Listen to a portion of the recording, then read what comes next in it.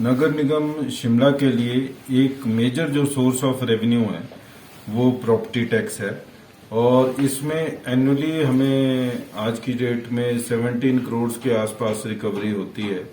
ये bye and large हमारी जो प्रॉपर्टी टैक्स की पेमेंट है ये सिटीजन्स दे रहे हैं और 85% के आसपास जो है हमारी एनुअल प्रॉपर्टी टैक्स की कलेक्शन वो हो जाती है। और उसके अंदर ये शुरू में ही हो जाती है। उसका एक मुख्य रीजन ये भी है कि जैसे ही बिल जनरेट होते हैं तो 15 दिन के अंदर जो व्यक्ति अपना प्रॉपर्टी टैक्स पे कर देता है तो उसे 10% की रिबेट मिलती है। तो ये काफी लोगों को तो पता ही है और आगे भी अनुरोध रहेगा बाकी भी जो शिमला के नागरिक हैं कि वो इस फैसिलिटी का फायदा उठाएं।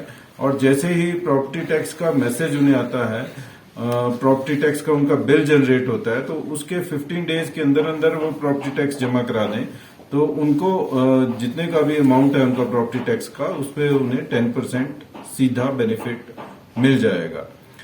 इसके साथ साथ जैसे अभी 30 नवंबर तक हमारी डेट थी जिस तक की लोगों ने प्रॉपर्टी टैक्स जमा कराना था और उसमें कुछ डिफॉल्टर्स हैं।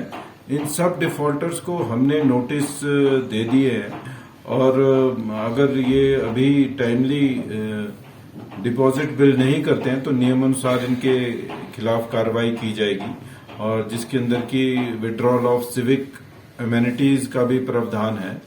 तो अगर नहीं ये डिपॉजिट करेंगे तो इनके खिलाफ कार्रवाई की जाएगी। कितने? ये तकरीबन 500 के आसपास लोग हैं जिनको ये नोटिस जारी किए गए हैं। टोटल उपभोक्ता हमारे पास जो प्रॉपर्टी टैक्स पेयर्स हैं हमारे वो 30,000 के आसपास है, जिसमें मुख्यतः डोमेस्टिक जो है वो ही है इस्टेब्लिशमेंट्स और 70-80% डोमेस्टिक इस्टेब्लिशमेंट्स हैं और बाकी 20% के आसपास कमर्शियल इस्टेब्लिशमेंट्स हैं। ये बात सही है, कुछ जो डिफॉल्टर्स हैं उसमें उनका मतलब इसमें इश्यूज को लेकर के प्रॉब्लम हो जाती है और उसमें हमारी एक टैक्स असेसमेंट कमेटी है एमसी के अंदर ही, जिसको एडिशनल कमिश्नर महोदय जो हमारे एडमिनिस्ट्रेशन के हैं इस टैक्स ब्रांच को भी देखते हैं, वो उसको हेड करते हैं और उसमें 2 हमारे इलेक्टेड काउंसलर्स भी होते हैं।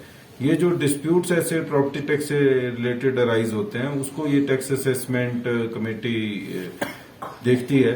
तो अभी एक जो हमारा पेंडेंसी काफी ज्यादा है बड़ी वो ISBT की है और उसमें इशू ये है जो कि 4 करोड़ से ज्यादा की अभी लायबिलिटी उसमें टैक्स की हो गई है और उसमें इशू ये है कि वो जो पेमेंट है वो HRTC ने करनी है, उनकी जो बस स्टैंड अथॉरिटी है, या कि जिसको उन्होंने लीज दी हुई है उसने करनी है। तो हमने ये बस स्टैंड अथॉरिटी को, ट्रांसपोर्ट विभाग को ही लिखा है कि वो शीघ्र ये जो पेंडिंग अमाउंट है प्रॉपर्टी टैक्स का इसको जमा कराएं और ये गवर्नमेंट के लेवल पे मसला कंसिडरेशन में भी है क्योंकि उन्होंने ट्रांसपोर्ट विभाग ने UD विभाग को एग्जेम्पशन के लिए अप्लाई किया है।